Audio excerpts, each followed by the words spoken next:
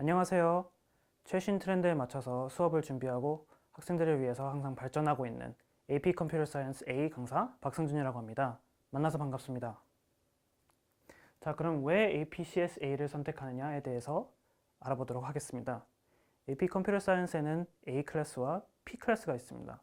저희가 배우게 될 A 클래스 같은 경우에는 자바를 이용해서 직접 코딩을 해보고 논리력을 테스트하고 문제 해결 능력을 테스트하는 과정을 거치게 되는데요. 반면에 P 클래스 같은 경우에는 CS의 역사라든지 CS가 우리 생활에 끼치는 영향에 대해서 좀 더 공부를 하는 과정에 가깝습니다.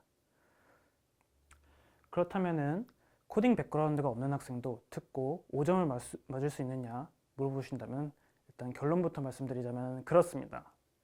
AP 컴퓨터 사이언스 A 커리큘럼 자체가 자바 전체 내용이 아닌 코어 개념을 위주로 학습하기 때문에 충분히 학생이 소화될 수 있는 과정이라고 생각되고요.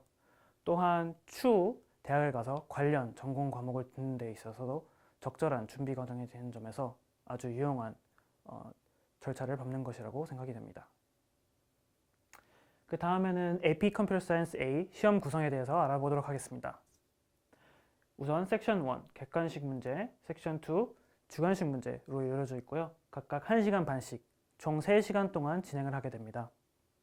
여기서 주목할 만한 점은 Free Response Question이 4문제밖에 되지 않지만 1시간 반이나 주어진다는 점인데요. 시간이 넉넉하다고 여길 수도 있지만 이제 각 문제별로 지문이 엄청나게 길게 주어지기 때문에 그 점을 파악해서 주의하셔야 합니다. 하지만 그만큼 문제가 요구하는 답안은 꽤나 상세하고 명확하게 요구되기 때문에 문제풀이 방향을 잡기 쉽고 열심히 공부한 학생들이라면 큰 어려움 없이 풀 수 있을 것이라고 예상됩니다. 다음 슬라이드에서 실제 작년에 있었던 Free Response Question 중에 한 문제를 보면서 어떠한 문제가 예시로 나오는지 한번 살펴보도록 하겠습니다. 보시게 되면 이렇게 지문이 길게 있고 한 페이지, 두 페이지, 세 페이지, 네 페이지까지 지문이 나오는 것을 확인하실 수 있는데요. 정말 많죠? 보시다시피 대부분의 AP 컴퓨터 사이언스의 주관식 문제는 특정한 포맷을 유지하고 있는데요. 그것은 바로 이렇게 특정한 기능을 수행해내는 코드 블록에 주어집니다. 그리고 그 코드 블록에는 빈칸이 존재하는데요. 학생들이 그 빈칸을 배운 내용을 토대로 얼마나 잘 채워나가느냐에 대해서 채점을 하는 식으로 진행이 됩니다. 그러면은 객관식 파트에서 한 문제 보도록 하겠습니다. 이 문제 같은 경우 역시 코드 블록이 주어지고 미싱 코드가 주어집니다. 미싱 코드에 어떠한 코드가 들어가야 오류가 없고 원하는 결과를 도출해낼 수 있는지에 대해서 물어보고 있는데요. 주관식이든 객관식이든 AP 컴퓨터 사이언스 문제들의 공통점은 한 가지가 있습니다. 정상적으로 굴러가는 코드라고 항상 정답은 아닙니다. 에러가 나지 않고 원하는 값이 도출되어야 하는데요. 예를 들어 1 더하기 1을 수행해내는 코드를 작성했는데 3이 도출되면 안 되잖아요.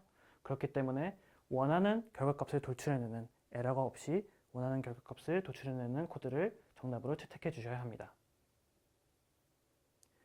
다음으로 볼 것은 AP 컴퓨터 사이언스 A 점수 분포도입니다.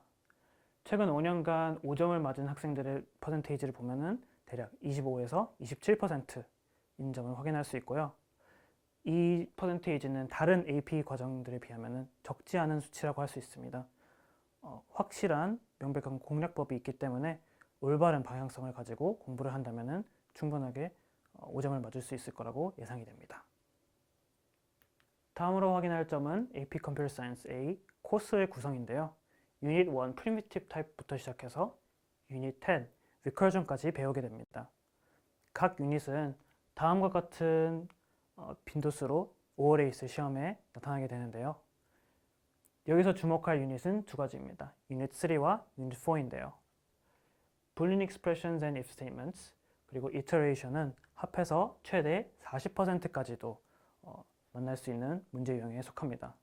그렇기 때문에 이 두 유닛에 속하는 개념, 즉 제어문에 대한 개념은 학생의 논리력과 문제 해결 능력을 중시하고 있는 개념이고 그 과정을 중요하게 생각해 주셔야 합니다.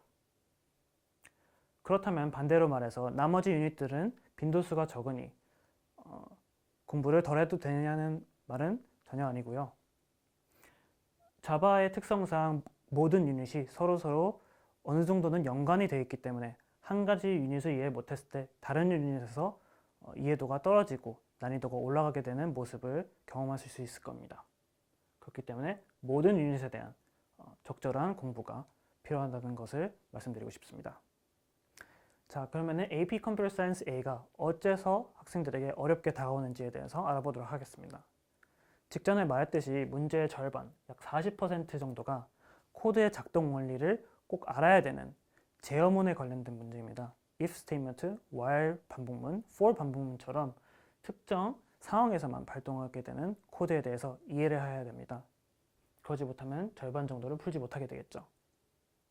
또한 객체라는 개념에 대한 이해가 부족했을 때 어렵다고 느끼는 것 같습니다.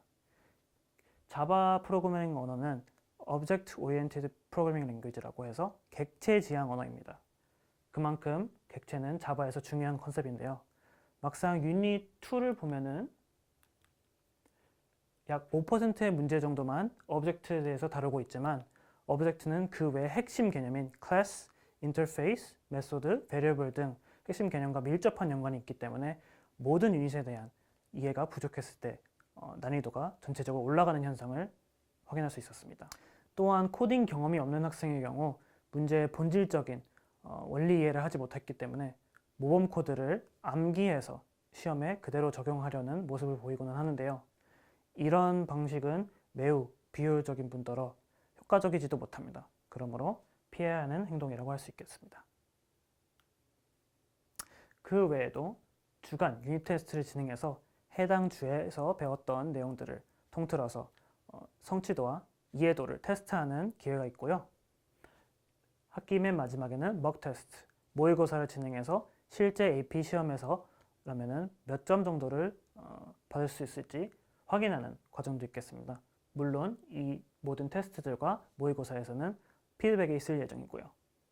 수업과 관련된 추가적인 질문사항은 수업 시간에 질문하지 못했을 시 강의 후 강사와 1대1 채팅이나 상담을 통해서 가능하고요.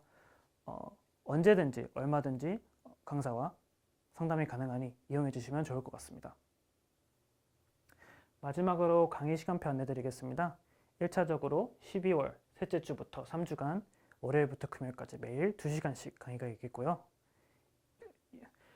그리고 개념 설명이 끝난 2월부터서는 문제풀이반이 진행될 예정인데요. 만약에 개념 설명이 끝났고 개념을 모두 이해했지만 문제풀이를 통해서 시험을 대비하고 싶은 학생들은 2월에 있을 문제풀이반을 기대해보면 좋을 것 같습니다. 감사합니다.